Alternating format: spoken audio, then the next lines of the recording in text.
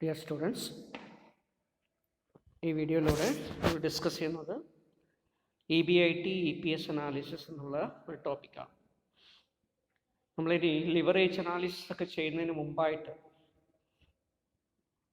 എന്താണ് leverage analysis അല്ലെങ്കിൽ type of leverage എന്തൊക്കെയാണ്, എങ്ങനെയാണ് അത് കമ്പ്യൂട്ട് ചെയ്യുക എന്നൊക്കെ നോക്കുന്നതിന് ജസ്റ്റ് മുമ്പായിട്ട് നമുക്കിതിൻ്റെ ഒരു കോൺസെപ്റ്റ് ആവശ്യമായിട്ടുണ്ട്. EBIT നിന്നും EPSലേക്ക് നമ്മൾ എങ്ങനെയാണ് എത്തുക, അല്ലേ? നമ്മൾ കോസ്റ്റ് ഓഫ് ക്യാപിറ്റലിൻ്റെ കാര്യമൊക്കെ പറയുന്ന സമയത്ത് നമ്മൾ ഡിസ്കസ് ചെയ്തിരുന്നു. എങ്കിലും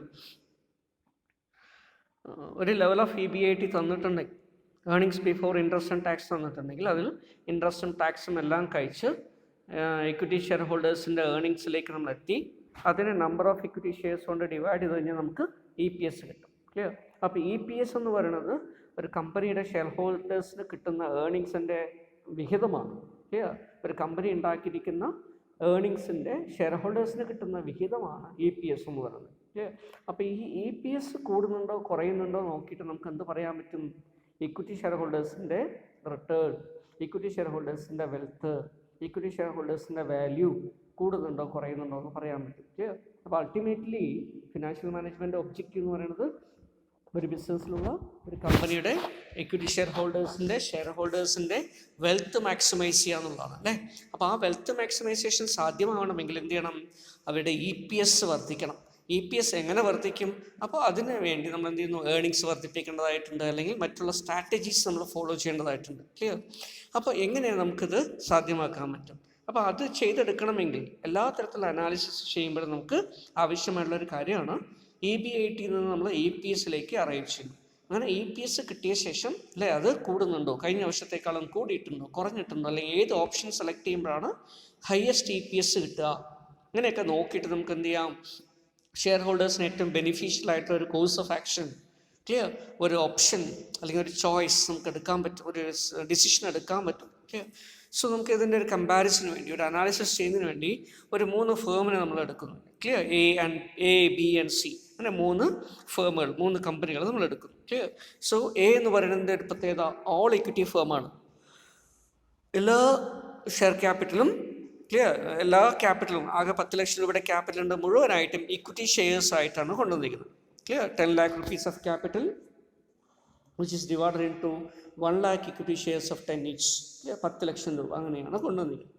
B എന്ന് പറയുന്ന കമ്പനിക്കും ഇതുപോലെ 10 ലക്ഷം രൂപയുടെ ക്യാപിറ്റൽ ഉണ്ട്, പക്ഷേ അതിൻ്റെ ഇക്വിറ്റി ഉണ്ട്, പ്രിഫറൻസും ഉണ്ട്. ക്ലിയർ? അപ്പോൾ 5 ലക്ഷം രൂപയുടെ ഇക്വിറ്റിയാണ് 10 രൂപ വരെയുള്ള ഷെയർ വെച്ച്. ക്ലിയർ? അതുപോലെ തന്നെ 10% പ്രിഫറൻസ് ഷെയർ 5 ലക്ഷം രൂപയ്ക്കുണ്ട്. Clear? So 5 lakh rupees of preference shares and 5 lakh rupees of equity. Okay, ഒരു പ്രിഫറൻസ് ഷെയർസ് 100 രൂപയാണ്, ഒരു ഇക്വിറ്റി ഷെയറിന് 10 രൂപയാണ്. അപ്പോഴും 10 ലക്ഷം രൂപ തന്നെ നമുക്ക് കിട്ടുക total. Clear? Rupees value will be 10 lakh rupees of capital. Then C എന്ന് പറയുന്നത് സെയിം ക്യാപിറ്റലാണ്, 10 lakh rupee. പക്ഷേ C 5 ലക്ഷം രൂപയുടെ ഇക്വിറ്റി ഷെയർസ് ആണ്, 5 ലക്ഷം രൂപയുടെ 8% ഡെപ്റ്റാണ്. ഓക്കെ, അപ്പോൾ ഇവിടെ ഡെപ്റ്റ് വരുന്നു. ക്ലിയർ? ഇക്വിറ്റിയും ഡെപ്റ്റും കൂടെ വരുന്നതാണ് C. ക്ലിയർ? അപ്പോൾ നമുക്ക് ഈ 3 ഫിനാൻഷ്യൽ, അല്ലേ, 3 കമ്പനിയും ഒരേ തരത്തിലുള്ള ക്യാപിറ്റലാണ് ടോട്ടൽ വരുന്നത്. പക്ഷേ ഒന്ന് ഇക്വിറ്റി ഫേമാണ്, ഒന്ന് ഇക്വിറ്റിയും പ്രിഫറൻസ് വരുന്നതാണ്, വേറൊന്ന് ഇക്വിറ്റിയും ഡെപ്റ്റും വരുന്നതാണ്. ക്ലിയർ? അങ്ങനെയാണെങ്കിൽ, അല്ലേ, അതുപോലെ തന്നെ EBIT തന്നിട്ടുണ്ട്. Earnings before interest and tax four A, B and C is ₹2 lakh. Clear? 3 കമ്പനിക്കും സെയിം ആയിട്ടുള്ള ഓപ്പറേറ്റിംഗ് പ്രോഫിറ്റ് കിട്ടുന്നു നമ്മൾ അസ്യൂം ചെയ്യാം. ക്ലിയർ? 2 ലക്ഷം രൂപ വീതം എല്ലാ കമ്പനിക്കും കിട്ടുന്നു. ടാക്സ് റേറ്റ് എല്ലാ കമ്പനിക്കും 50%. ക്ലിയർ? അപ്പം ഇങ്ങനെ ഒരു സിറ്റുവേഷൻ. ക്ലിയർ? ഒരു ലൈക്ലി ഫേമായിട്ടുള്ള 3 ക്ലിയർ, ഐഡൻറ്റിറ്റിക്കൽ ഫേമാണ്, കമ്പനികളാണ്. ക്ലിയർ? അവരുടെ ക്യാപിറ്റൽ ഈക്വലാണ്, അവരുടെ ഏർണിങ്സ് ഈക്വലാണ്, അവർക്ക് അപ്ലിക്കബിൾ ആയുള്ള ടാക്സ് റേറ്റും ഈക്വലാണ്. ക്ലിയർ? അങ്ങനെയാണെങ്കിൽ എന്തിൽ മാത്രമേ വ്യത്യാസം? ഫിനാൻഷ്യൽ പ്ലാനിൽ വ്യത്യാസമുണ്ട്. ഒന്ന് ഇക്വിറ്റി ഫേമാണ്, ഒന്ന് ഇക്വിറ്റിയും പ്രിഫറൻസും വരുന്നതാണ്, വേറൊന്ന് ഇക്വിറ്റിയും ഡെപ്റ്റും വരുന്നതാണ്. ക്ലിയർ? എങ്കിൽ നമ്മളിത് നോക്കിയിട്ട് എന്ത് നോക്കുന്നു? ഇക്വിറ്റി ഷെയർ ഹോൾഡേഴ്സിൻ്റെ റിട്ടേൺ ആയിട്ടുള്ള EPS എന്തെങ്കിലും വ്യത്യാസം വരുന്നുണ്ടോ ഇല്ലയോ എന്ന് കാൽക്കുലേറ്റ് ചെയ്ത് നോക്കും. എന്തിനു വേണ്ടിയിട്ടാണ്? ഇക്വിറ്റി ഷെയർ ഹോൾഡേഴ്സിന് കിട്ടുന്ന അൾട്ടിമേറ്റ് ബെനിഫിറ്റ് എന്ന് പറയുന്നത് അവർക്ക് കിട്ടുന്ന പ്രോഫിറ്റ് എന്ന നമ്പർ ഓഫ് ഷെയർസ് കൊണ്ട് ഡിവൈഡ് ചെയ്ത് കിട്ടുന്ന ഏർണിങ്സ് പെർ ഷെയർ ആണ്, അല്ലേ? അപ്പോൾ അത് കൂടുന്നുണ്ടോ കുറയുന്നുണ്ടോ, അല്ലെങ്കിൽ ഏതാണ് നല്ലതെന്നൊക്കെ നോക്കണമെങ്കിൽ EPS വരെ നമ്മൾ കാൽക്കുലേറ്റ് ചെയ്തെടുക്കേണ്ടതായിട്ടുണ്ട്. ക്ലിയർ? അപ്പോൾ അതുകൊണ്ടാണ് ഇതിന് EBIT EPS അനാലിസിസ് എന്ന് പറയുന്നത്. അപ്പോൾ EBIT നിന്നും EPSലേക്ക് വരുന്നതിന് വേണ്ടി നമ്മൾ എന്ത് ചെയ്യുന്നു? ഒരു സ്റ്റേറ്റ്മെൻറ്റ് ഓഫ് EPS നമ്മൾ പ്രിപ്പയർ ചെയ്യും. അപ്പോൾ 3 ഫേമിന് ഉള്ളതുകൊണ്ട് 3 എമൗണ്ട് കോളം കൊടുത്തിട്ടുണ്ട്. Particulars column A, B and C. So EBAT particulars നമ്മൾ എഴുതി 2 lakh 2 lakh 2 lakh. Okay. So it is 2 lakh rupees each. Clear. So in the case of A, B and C, clear, as they are identical firm and having the same operating profit or EBAT of 2 lakh. Clear. Then next is നമ്മൾ എന്ത് ചെയ്യുന്നു, EBAT നിന്നും interest less ചെയ്യേണ്ടതായിട്ടുണ്ട് അല്ലേ. So what is the rate of interest for ഡെപ്റ്റ്? So it is 8%. Clear. So 8% ഡെപ്റ്റ് വരുന്ന സമയത്ത് ഡെപ്റ്റ് നമ്മൾ കുറയ്ക്കണം അല്ലേ. ഇൻട്രസ്റ്റ്, ഡെപ്റ്റിൻ്റെ ഇൻട്രസ്റ്റ് കുറയ്ക്കണം. ഇപ്പോൾ ഡെപ്റ്റിൻ്റെ ഇൻട്രസ്റ്റ് കുറയ്ക്കുമ്പോൾ എ എന്ന് പറയുന്ന ഫേമിന് ഡെപ്റ്റ് ഉണ്ടോ? ഇല്ല, ഓൾ ഇക്വിറ്റിയാണ്, അതുകൊണ്ട് ഇല്ല. ക്ലിയർ. നീൽ. ബി എന്ന് പറയുന്ന ഫേമിന് ഡെപ്റ്റിൻ്റെ ഇൻട്രസ്റ്റ് ഉണ്ടോ? ഇല്ല, ഇക്വിറ്റി ഉണ്ടോ, പ്രിഫറൻസും ഉണ്ട്, പക്ഷേ ഡെപ്റ്റ് ഇല്ല, അതുകൊണ്ട് എന്തില്ല, ഇൻട്രസ്റ്റ് ഇല്ല. ക്ലിയർ. ദെൻ സിയുടെ കേസ് എടുത്ത് നോക്കുക. What is the C? So in respect of C 5 lakh rupees, 5 ലക്ഷം രൂപയുടെ ഡെപ്റ്റ് ഉണ്ട്. 5 ലക്ഷം രൂപയ്ക്ക് 8% പലിശ. ക്ലിയർ. അപ്പോൾ 5 ലക്ഷം രൂപ ഇൻറ്റു 8/100 ചെയ്ത് കഴിഞ്ഞാൽ ഒരു വർഷം എത്ര പലിശ കിട്ടും? 40,000 രൂപയുടെ പലിശ കിട്ടും. Clear. So 40,000 rupees clear will be the interest. അപ്പോൾ ഇൻട്രസ്റ്റ് നമ്മൾ കുറയ്ക്കാൻ വേണ്ടി നമ്മൾ ബ്രാക്കറ്റിലിട്ടത് കേട്ടോ. അപ്പോൾ നമ്മൾ എന്ത് കിട്ടുന്നു? ഇത് കുറച്ച് കഴിഞ്ഞാൽ ലെസ് ഇൻട്രസ്റ്റ് ചെയ്ത് കഴിഞ്ഞാൽ EBT കിട്ടും അല്ലേ, ഏർണിങ്സ് ബിഫോർ ടാക്സ്. അപ്പോൾ എയുടെ കേസിൽ അത് 2 ലക്ഷം രൂപ തന്നെയാണ്, ബിയുടെ കേസിൽ 2 ലക്ഷം രൂപ തന്നെയാണ്, സിയുടെ കേസിൽ അത് 1,60,000 ആയിട്ട് മാറി. 2 lakh minus 40,000 will give you 1,60,000. Clear. Then next we will deduct tax. Tax rate is given as 50%. അല്ലേ, നമ്മൾ 50% അസ്യൂം ചെയ്യാണ്. അങ്ങനെയാണെങ്കിൽ 2 ലക്ഷം രൂപയ്ക്ക് നമ്മൾ എത്ര ടാക്സ് കൊടുക്കണം? എക്ക് 1 ലക്ഷം രൂപയുടെ ടാക്സ് കൊടുക്കണം. അപ്പോൾ 1 lakh rupees നമ്മൾ കുറച്ചു ബ്രാക്കറ്റിൽ. ക്ലിയർ. ബിയുടെ കേസിലോ എഗൈൻ 2 ലക്ഷം രൂപയാണ് പ്രോഫിറ്റ്, അപ്പോൾ അതുകൊണ്ട് 1 ലക്ഷം രൂപ കൊടുക്കണം. ക്ലിയർ. സിയുടെ കേസ് എടുക്കുമ്പോൾ 1,60,000 rupees പ്രോഫിറ്റ് ഉള്ളൂ, അപ്പോൾ അതിൻ്റെ 50% പറയുമ്പോൾ 80,000 രൂപ വരും. അപ്പോൾ 80,000 ആണ് ടാക്സ്. അങ്ങനെയാണെങ്കിൽ EAT നെറ്റ് പ്രോഫിറ്റ് അല്ലേ, ഏർണിങ്സ് ആഫ്റ്റർ ടാക്സ്. എയുടെ കേസിൽ 1 lakh രൂപയാണ്, ബിയുടെ കേസിൽ 1 lakh rupee, 2 lakh minus 1 lakh അല്ലേ. ദെൻ ഇവിടെ സിയുടെ കേസിൽ 1,60,000 minus 80,000 will give you 80,000 rupees. Clear. Then ഇത് മുഴുവൻ ഈ കിട്ടിയിരിക്കുന്ന ഏർണിങ്സ് ആഫ്റ്റർ ടാക്സ് മുഴുവൻ ഇക്വിറ്റി ഷെയർ ഹോൾഡേഴ്സിൻ്റെ പ്രോഫിറ്റ് ആണോ? അല്ല അല്ലേ. പ്രിഫറൻസ് ഷെയർ ഹോൾഡേഴ്സിന് കൊടുക്കാനുള്ളത് കൊടുത്തിട്ട് മിച്ചമുള്ളതേ ഇക്വിറ്റി ഷെയർ ഹോൾഡേഴ്സിന് കിട്ടുള്ളൂ. ക്ലിയർ. അപ്പോൾ നമ്മൾ എന്ത് ചെയ്യുന്നു? Less preference dividend at the rate of 10%. 10% നിരക്കിലാണ് പ്രിഫറൻസ് ഷെയർസ്. അപ്പോൾ അതുകൊണ്ട് എന്ത് ചെയ്യുന്നു? 10% പ്രിഫറൻസ് ഷെയർ ഡിവിഡൻഡ് കുറയ്ക്കുന്നു. അപ്പോൾ ആദ്യത്തെ കേസിൽ ഇക്വിറ്റി ഫേം ആയതുകൊണ്ട് അവിടെ പ്രിഫറൻസ് ഡിവിഡൻഡ് ഇല്ല. രണ്ടാമത്തെ കേസ് ബിയിൽ പ്രിഫറൻസ് ഷെയർസ് ഉണ്ട് അല്ലേ. 5 ലക്ഷം രൂപയ്ക്ക് 10% പറയുമ്പോൾ 50,000 രൂപയുടെ ഡിവിഡൻഡ് വരും. ക്ലിയർ. അപ്പോൾ 50,000 രൂപ നമ്മൾ കുറച്ചു. സിയുടെ കേസിൽ പ്രിഫറൻസ് ഷെയർസ് ഇല്ലാത്തതുകൊണ്ട് അവിടെയും പ്രിഫറൻസ് ഡിവിഡൻഡ് വരില്ല. ക്ലിയർ. അപ്പോൾ നമ്മൾ ഇനി ലെസ് ചെയ്ത് നോക്കുക. Clear. So 1 lakh rupee 50,000 rupees, that is 1 lakh minus 50,000 കഴിയുമ്പോൾ 50,000 കിട്ടും. then 80,000 തന്നെ, ഇവിടെ കുറയ്ക്കാനൊന്നുമില്ല. ക്ലിയർ. ഈ കിട്ടുന്ന എമൗണ്ട് നമ്മൾ പറയുന്ന പേരാണ് earnings available to equity share holders. Earnings to equity share holders, profit to equity share holders. Clear. Or earnings available to equity share holders, earnings applicable to equity share holders, ഇങ്ങനെയൊക്കെ പറയാം. Clear. So earnings available to equity share holders, equity share ഹോൾഡേഴ്സിന് കിട്ടുന്ന ലാഭം എത്രയാണ്? അപ്പോൾ 1 lakh rupees. Clear. 50,000 in the case of B, then 80,000 in the case of C. Clear. ഇനി നമ്മൾ എന്ത് നോക്കുന്നു? അടുത്തത് number of equity shares A, B and C. 3 കമ്പനിയിലെ ഇക്വിറ്റി ഷെയർ എത്രയുണ്ടെന്ന് നോക്കുന്നു അല്ലേ. എ എന്ന് പറയുന്ന കമ്പനിയിൽ 10 lakh rupees ആണ് ക്യാപിറ്റൽ, മുഴുവനും ഇക്വിറ്റി ഷെയർ ആണ്. അപ്പോൾ 1 lakh shares of 10 each ആണ് അവിടെ വരുന്നത്. അപ്പോൾ 1 ലക്ഷം ഷെയർ ഉണ്ട്. ക്ലിയർ.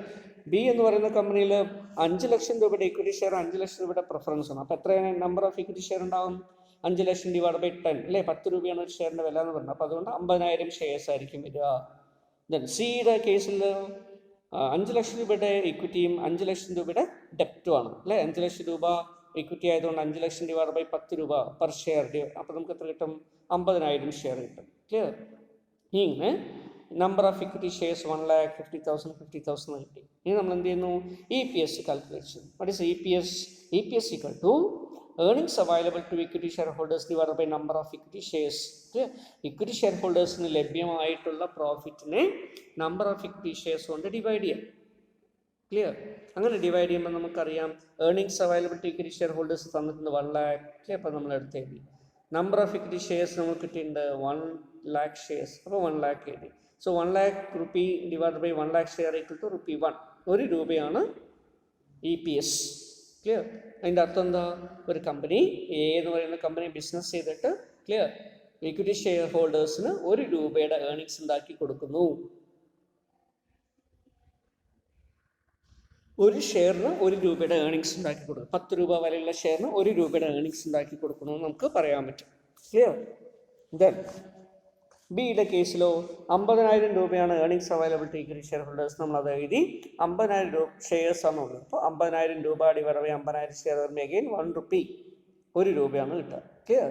അപ്പോൾ ഇവിടെ എന്താണ് ഇക്വിറ്റി ഷെയർ ഹോൾഡേഴ്സിന് കിട്ടുന്ന പെർ ഷെയർ ആയിട്ടുള്ള റേറ്റ് ഓഫ് റിട്ടേൺ എന്ന് പറയുന്നത്, അല്ലെങ്കിൽ പെർ ഷെയർ ആയിട്ടുള്ള ബെനിഫിറ്റ് എന്ന് പറയുന്നത് EPS എന്ന് പറയുന്നത് 1 റുപ്പി തന്നെയാണ്. ക്ലിയർ? സി എടുത്ത് നോക്കുക. സിയിൽ 80,000 ആണ് ഇക്വിറ്റി ഷെയർ ഹോൾഡേഴ്സിന് കിട്ടുന്ന അല്ലേ അവൈലബിൾ ആയിട്ടുള്ള പ്രോഫിറ്റ്.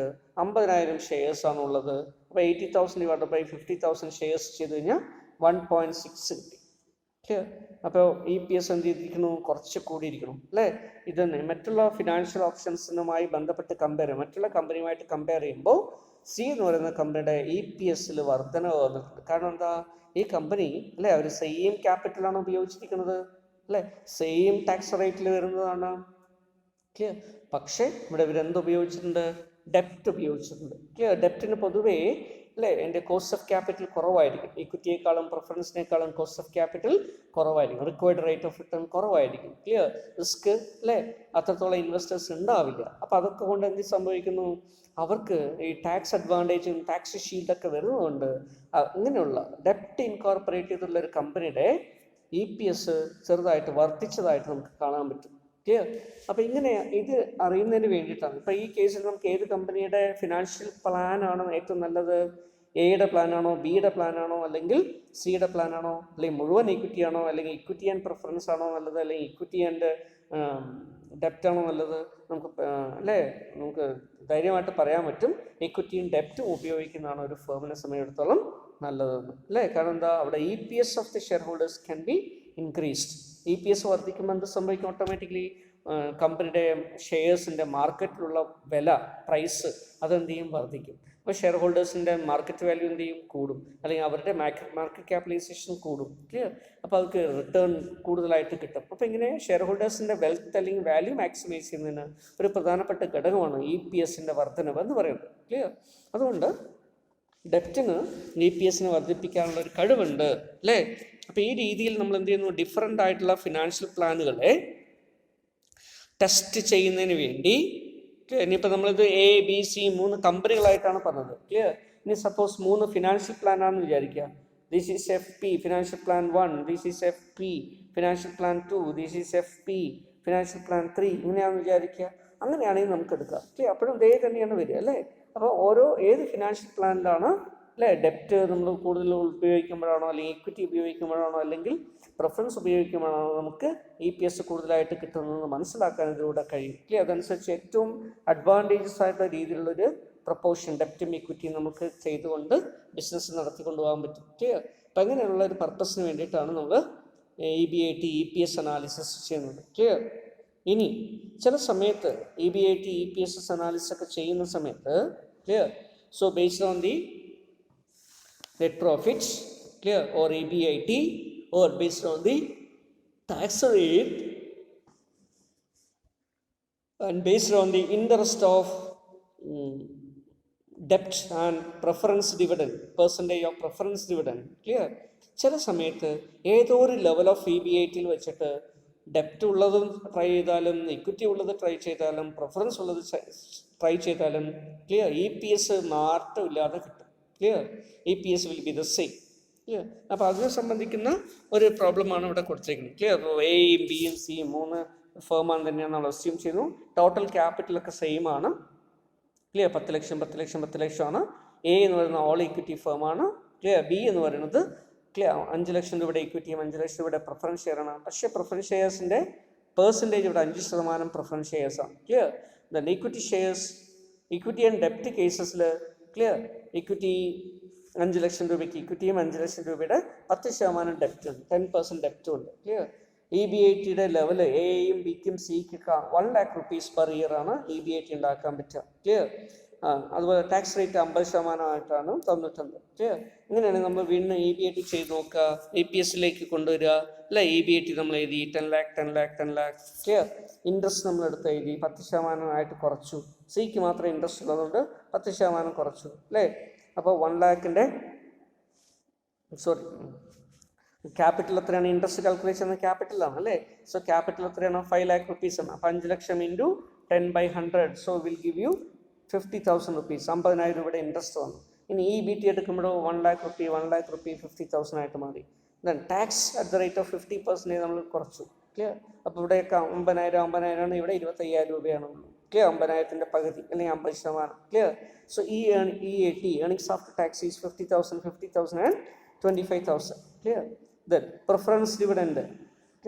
എവിടെയാണ് പ്രിഫറൻസ് വരുന്നത്? രണ്ടാമത്തെ ഓപ്ഷനിലാണ് വരിക. ക്ലിയർ? അപ്പോൾ 5 ലക്ഷം രൂപയ്ക്ക് 10% നിരക്കിലാണ് നമ്മൾ കാൽക്കുലേറ്റ് ചെയ്യേണ്ടത് അല്ലേ? 5%. So it is 5%. 5% on 5 lakh. So 5 lakh rupee into 5/100. So will give you 25,000 rupees. 25,000 രൂപയാണ് പ്രിഫറൻസ് ഡിവിഡൻഡ്. അപ്പോൾ പ്രിഫറൻസ് ഡിവിഡൻഡ് നമ്മൾ കുറച്ചു. ക്ലിയർ? അപ്പോൾ അങ്ങനെ നോക്കുന്ന സമയത്ത് earnings availability equity share holders കിട്ടും. ക്ലിയർ? 50,000. ഇവിടെ പ്രിഫറൻസ് ഡിവിഡൻഡ് ഇല്ലാത്തതുകൊണ്ട് 50,000 തന്നെ വന്നു. എ ബി 50,000 രൂപ ഏർണിങ്സ് ഇക്വിറ്റി ഷെയർ ഹോൾഡേഴ്സ് അല്ലേ? ആകെയുള്ള ഏർണിങ്സ് അതിൽ നിന്ന് 25,000 രൂപ പ്രിഫറൻസ് ഡിവിഡൻഡ് കുറച്ചപ്പോൾ 25,000 രൂപ ഇക്വിറ്റി ഷെയർ ഹോൾഡേഴ്സിൻ്റെ ഏർണിങ്സ് ആയിട്ട് കിട്ടി. ക്ലിയർ? ഇവിടെയും 25,000 രൂപ നമുക്ക് ഏൺ ചെയ്തിട്ടുണ്ട്. ക്ലിയർ? പ്രിഫറൻസ് ഡിവിഡൻഡ് ഇല്ല, അപ്പോൾ 25,000 രൂപ തന്നെ earnings availability equity share holders കിട്ടും. ക്ലിയർ? അപ്പോൾ equity earnings availability equity holders എത്രയാണ്? 50,000, 25,000. ഇന്ന് നമ്മൾ അടുത്തെന്ത് ചെയ്യുന്നു? Number of equity shares work out ചെയ്യുന്നു. ഫസ്റ്റ് കേസിൽ 10 ലക്ഷം രൂപയും ഇക്വിറ്റി ആയതുകൊണ്ട് 1 ലക്ഷം ഷെയർ ഉണ്ടാവും. രണ്ടാമത്തെ കേസിൽ 5 ലക്ഷം രൂപയുടെ ഇക്വിറ്റി ആയതുകൊണ്ട് 50,000 ഷെയർസ് ഉണ്ടാവും. മൂന്നാമത്തെ കേസിലോ 50,000 രൂപയാണ് അല്ലേ? 5 ലക്ഷം രൂപ ആയതുകൊണ്ട് അതിന് 50,000 അല്ലേ ഷെയർസ്. 5 ലക്ഷം രൂപയുടെ തന്നെയാണ് ഇക്വിറ്റി വരുന്നത്, അതുകൊണ്ട് 50,000 ഷെയർസ് തന്നെ വരും. ക്ലിയർ? അപ്പോൾ ഇവിടെ രണ്ടും ബിക്കും സിക്കും 50,000 ഷെയർസ്, എയുടെ മാത്രം 1 lakh ഷെയർ. ഇനി നമ്മൾ EPS കാൽക്കുലേറ്റ് ചെയ്യുമ്പോൾ earnings available to equity share holders divided by number of equity share ചെയ്യുന്ന സമയത്ത് ഇവിടെ earnings available to equity share holders 50,000, number of equity share is 1 lakh. So 50,000 divide by 1 lakh into 0.5, 50 പൈസ എന്നർത്ഥം. Okay? 50 പൈസ മാത്രമേ നമുക്ക് EPS ആയിട്ട് കിട്ടുള്ളൂ. രണ്ടാമത്തെ case നോക്കുമ്പോഴോ clear 25,000 is the earnings available to equity shareholders, 50,000 is the shares, number of shares. So 25,000 divided by 50,000 will give you 0.5 or 50 paise. The next C യുടെ case എടുക്കുമ്പോഴോ 50,000 അല്ലേ? 25,000 തന്നെയാണ് അവരുടെ earnings available to equity share holders. 50,000 shares തന്നെയാണ് അവർക്കുള്ളത്. 25,000 divide by 50,000 ചെയ്യുന്ന സമയത്ത് 0.5 കിട്ടും. ക്ലിയർ? അപ്പോൾ ഇതിൻ്റെ അർത്ഥം എന്താ അല്ലേ? EPS ഒക്കെ എന്തായിരിക്കുന്നു? തുല്യമായിരിക്കുന്നു. ക്ലിയർ? ഇപ്പോൾ ഏതെങ്കിലും രണ്ടെണ്ണം തുല്യമായാലും മതി, നമ്മളതിന് ഇൻഡിഫറൻസ് പറയും. ക്ലിയർ? പക്ഷെ ഇവിടെ എല്ലാ ഫിനാൻഷ്യൽ ഓപ്ഷൻസിലും തുല്യമായിട്ടുള്ള EPS കിട്ടിയിട്ടുണ്ട്. ക്ലിയർ? ഇങ്ങനെ ഒരു നിലവിലുള്ള കണ്ടീഷൻ. ക്ലിയർ? അപ്പോൾ എന്താ നിലവിലുള്ള കണ്ടീഷൻ? എമൗണ്ട്. ക്ലിയർ? അതുപോലെ തന്നെ rate of interest, rate of preference ഷെയർസിൻ്റെ dividend, clear? Tax rate. Okay, ഇങ്ങനെയുള്ള പല ഘടകങ്ങളും ഒരേ രീതിയിൽ തന്നെ വരികയാണെങ്കിൽ ക്ലിയർ എന്ത് സംഭവിക്കും? ഏതോ ഒരു ലെവൽ ഓഫ് EBITയിൽ വെച്ചിട്ട്, ക്ലിയർ? ഏതോ ഒരു ലെവൽ ഓഫ് EBITയിൽ EPS സെയിം ആയിട്ട് വരും. ക്ലിയർ? അപ്പോൾ ഇവിടെ ഡെപ്റ്റ് ഉപയോഗിച്ചാലും ഇക്വിറ്റി ഉപയോഗിച്ചാലും പ്രിഫറൻസ് ഉപയോഗിച്ചാലും ഒക്കെ എന്താണ്? സെയിം ആയിട്ടുള്ള EPS മാത്രമായിട്ട് വരും. ക്ലിയർ? അങ്ങനെ ഏതൊരു EBIT ലെവലിൽ വെച്ചിട്ടാണോ ക്ലിയർ ഒരു സെയിം EPS എപ്പോഴും വരുന്നത് അല്ലേ, ഒരു സെയിം EPS ഉള്ള സാധ്യതയുള്ളത്, അങ്ങനെയുള്ളൊരു പോയിന്റ് നമ്മൾ ഇൻഡിഫറൻസ് പോയിന്റ് എന്നാണ് പറയുക. Clear? So it is called as indifference point. Clear? So what is indifference point? So EBIT, it is a level of EBIT. It's a EBIT level at which EPS remains the same irrespective of debt equity mix. Debt equity mix നോക്കാതെ EPS എന്തായിട്ട് മാറുന്നു? Same ആയിട്ട് നിൽക്കുന്നു. Clear? അങ്ങനെയുള്ളൊരു ലെവലിനെ നമ്മൾ indifference point എന്ന് പറയും. അല്ലെങ്കിൽ മറ്റൊരു രീതിയിൽ പറഞ്ഞാൽ എന്താ?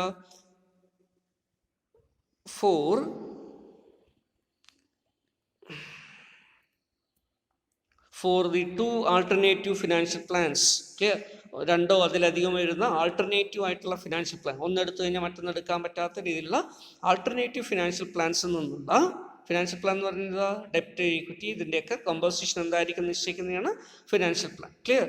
എമൗണ്ട് ഒക്കെ നിശ്ചയിക്കുന്നത്. അപ്പോൾ ഈ രീതിയിൽ പറയുകയാണെങ്കിൽ clear. So for 2 or more അല്ലേ, that is the same equity, same irrespective of the debt equity mix, or for 2 alternative financial plan. Clear?